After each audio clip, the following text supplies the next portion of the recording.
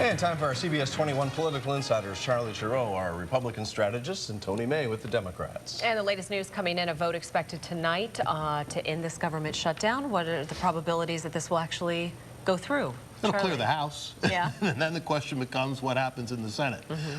You know, ultimately this is going to get worked out. We predicted here last week it would be worked out by the 17th. I'm sticking to that. But I think the American people, many of them, have just tuned out. They'll believe it when they see it. Yeah. And frankly, they're not listening to either side at this point as they go through their political machinations. There's a lot of talk going on, though, Charlie, that he has to get, Boehner would have to get every single Republican vote in the House to get this particular bill through tonight. Well, he doesn't have to get every single one, but he has to get almost every single one. And there probably are no Democrats. Very interesting commentary, though, from Leon Panetta, one of the leading Democrats in the country, who has said today that President Obama has failed us all by refusing to negotiate and refusing to talk. I think that, as we go forward, is a lesson that has to be learned. Tony, I think Charlie thinks it'll be done by the 17th.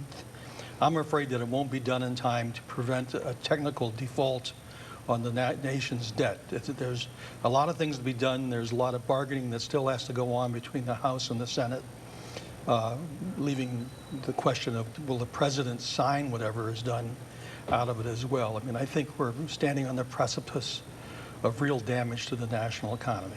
And not only the economy, but the trust in the American people. Charlie, you just mentioned it. I think a lot of people are just throwing their hands in the air saying, what now? Well, we've heard, and if you've been on the road, I just want to throw in, Fitch is right now discussing lowering our credit rating from AAA down. And it's been crisis after crisis and deadline after deadline and brinksmanship after brinksmanship. And what Panetta said the other day is true. You govern by leadership or you govern by crisis. And right now we've been in the latter mode.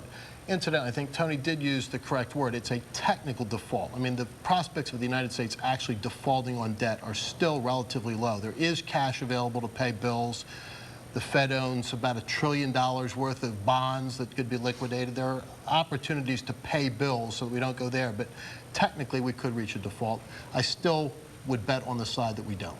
Tony, I got the impression over the weekend and yesterday there was actually some more, at least than last week, face-to-face talks going on. Yet both sides and the president continue to use the media to send the bulk of the message. This is the real problem we have, is that unlike a labor negotiation, whether you're pro-labor or not, a labor negotiation is the people who have the decision-making power get together in a room, they lock the door, they have a mediator, someone who stands between the warring factions, and they work it out. They work out a deal. We don't have that going on now.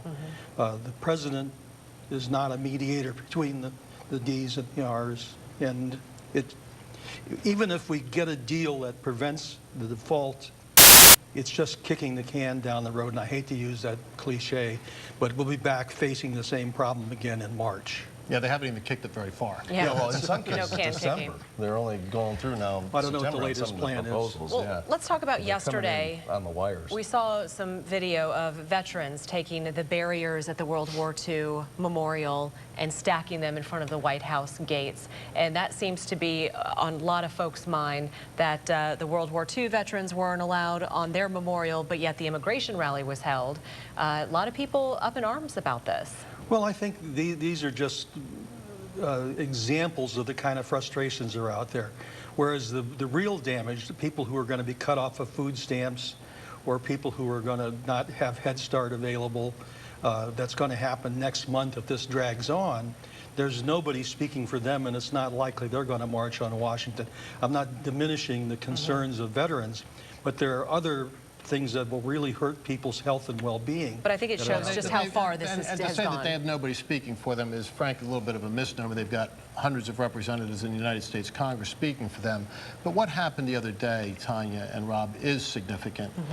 The administration spent money to erect these bike racks to keep people with signs to keep veterans out of an open-air museum. I mean, it's ludicrous, and it is clearly, I mean, it doesn't take a whole lot of genius to figure out that this was designed to inflict as much human pain as possible.